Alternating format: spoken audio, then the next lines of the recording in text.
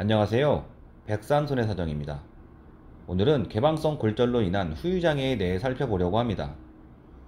개방성 골절은 뼈가 골절되면서 골편이 표피를 뚫고 외부로 노출된 골절을 말합니다.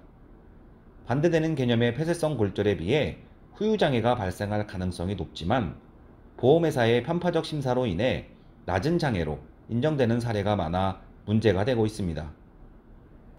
후유장애는 외상을 입은 후 신체에 남은 후유증을 말합니다. 개방성 골절이 있었다고 반드시 장애가 남는 것은 아니지만 정도에 따라 후유증이 발생하는 것은 사실인데요. 문제는 상당수의 일반 보험 소비자들께서 장애 청구와 준비를 제대로 하지 못하고 계시다는 것입니다. 준비 어떻게 시작해야 할지 알아보겠습니다.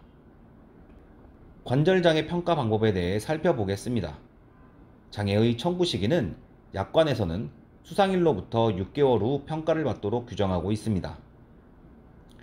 AMA 방식으로 관절의 운동 범위를 평가하여 완전 강직 시 30%, 인공관절 수술 시와 정상 운동 범위의 4분의 1 이하 제한 시 20%, 정상 운동 범위의 2분의 1 이하 제한 시 10%, 정상 운동 범위의 4분의 3 이하 제한 시 5%로 장애율을 규정하고 있으며 도수근력검사 결과를 준용하여 장애율로 평가할 수 있도록 보완하고 있습니다.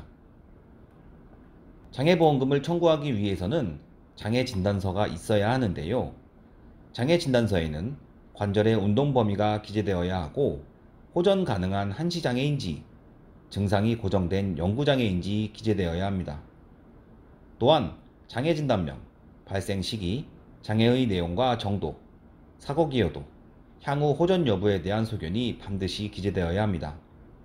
최소 정상가동 범위의 4분의 3 이하로 제한된 경우이어야 하며 이에 못 미치는 장애는 해당 없다는 것을 주의해야 합니다. 손과 발, 상지와 하지 등에서 개방성 골절이 흔히 발생을 하는데 환자의 상태에 따라서 운동장애 외에도 신경손상이 동반된 경우 해당 장애 기준으로 평가를 고려해야 하고 두 가지 모두 평가하여 환자에게 유리한 장애를 선택해서 평가를 받아야 합니다.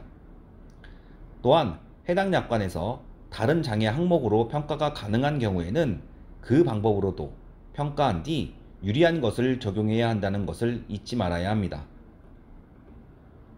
개방성 골절은 창상의 크기나 연부조직 손상, 세균 감염의 정도에 따라서 치료 기간과 후유증 정도가 달라지게 되는데 보험회사는 획일적으로 호전 가능한 한시장애라는 주장을 하며 합의 절충을 시도해 버립니다.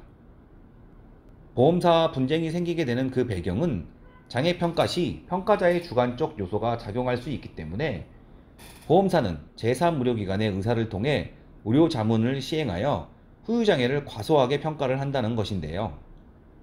보험사의 의료자문 동의 요구를 해주기보단 주치의사의 소견을 들어볼 것을 먼저 추천하여 드립니다. 이유는 어떠한 경우에도 환자를 직접 진찰한 의사의 소견보다 서류만으로 평가한 자문의사의 소견이 우선시 될 수는 없기 때문입니다. 청구가 가능한 사례임에도 환자가 정보를 얻지 못했거나 주치의사의 거절로 청구조차 하지 못하는 사례가 많습니다. 보험사는 고액의 장애보험금 지급을 좋아하지 않습니다. 따라서 여러가지 사유를 대면서 삭감과 면책을 주장하게 됩니다.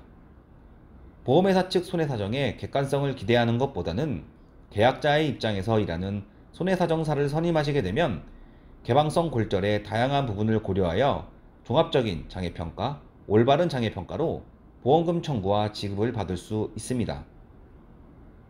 금융감독원에 인가받은 전문 손해사정사와 무료 상담을 통해 준비하신다면 보험회사와 대등한 전문성으로 접근할 수 있고 가능성도 더욱 높아질 수 있다는 사실 꼭 기억하세요.